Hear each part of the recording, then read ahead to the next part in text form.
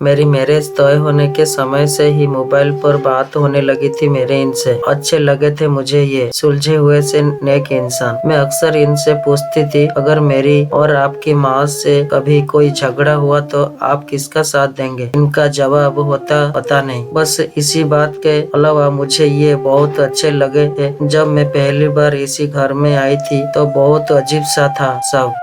मेरे घर में सब कितना धूल मिला कर रहे थे। कभी कभी तो हम मजाक मजाक में किसी तक चिढ़ाने के लिए उसकी थाली में रखे खाने को भी खा जाते और यहाँ वहाँ मजाल के कोई एक कमरे में एक टेबल पर बैठकर भी खाना खा ले। सब राजा बाबू, सबको अपने अपने कमरे में खाने खाने का शौक।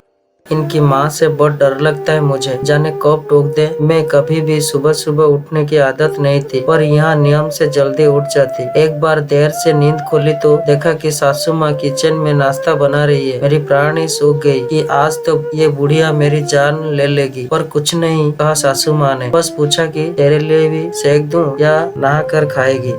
मुझे लगा लेट उठने पर व्यंग कर रही है मुझ पर। सासू माँ की साड़ी पहनने का तरीका बड़ा सलीकेदार था और मेरी साड़ी पहनने से चिढ़। पहनने में ही घंटे लग जाते, फिर पहनने पहनने काम करना अजब हाल था मेरा और आधे पौने घंटे में ही फिर से सब ठीक ठाक करना पड़ता। नहीं तो सासू माँ टोक देती कि तमीज से रहो, ठीक से पहनना। एक बार तो चिढ़ ही गई, बोले कि जो नहीं पहनना आता है तो सीख लो या जो आता है वो पहनो, कार्टून की बन जाती हो। बहुत रोना आया था मुझे। एक तो इतनी मेहनत करो और ऊपर से सुनो भी। मैंने भी ठान लिया कि अब साड़ी जाए चूल्हे में। पति की भी बड़ी खराब आदत थी, घर आते ही पहले अपनी माँ के पास आकर बैठ जाते और कभी कभी तो घंटों बैठ रहते।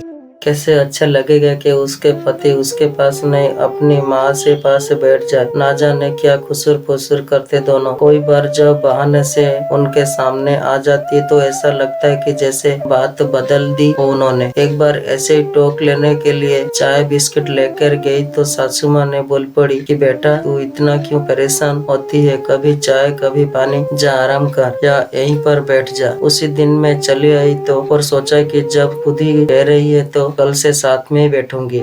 साथ बैठी तो लगा कि ये लोग तो फालतू बात करते रहते हैं या मेरे ही सामने ऐसा बन रहे हैं। जब मेरे बेबी होने वाला था तो डरते डरते पूछा था कि बच्चे का क्या नाम रखेंगे माँ? कितना खुश होकर सासू माँ ने जवाब दिया कान्हा। और मैंने डर गई, पूछी नहीं पाई तो अगर बेटी हुई तो? ना जाने क्या क्या सोच सोच कर मैंने वो दिन काटे। और जब मेरी बेटियां हुई तो पिछले 10 दिन में रामायण पढ़ती माँ की आंखों में आंसू देखे थे मैंने। खुशी के था या दुख में पता नहीं, पर महीने तक उसकी मालिश से लेकर कच्ची पोटी तक एक काम इतने जतन से करते देखे तो आज इतना सालों के बाद मैं सोचती हूँ कि मैं खुद अपनी सास में माँ की खोजती थी तो क्यों मैं खुद की बहू की जगह बेटी बन पाई थी? पता नहीं क्यों हमें बहुएं अपनी सास में माँ को खोजती है। अगर सास मेरी सासू माँ जैसी होती है तो ईश्वर से प्रार्थना है कि मेरी अपनी माँ अपनी बहू के लिए मेरी सासू माँ जैसे बने। खुशकिस्मत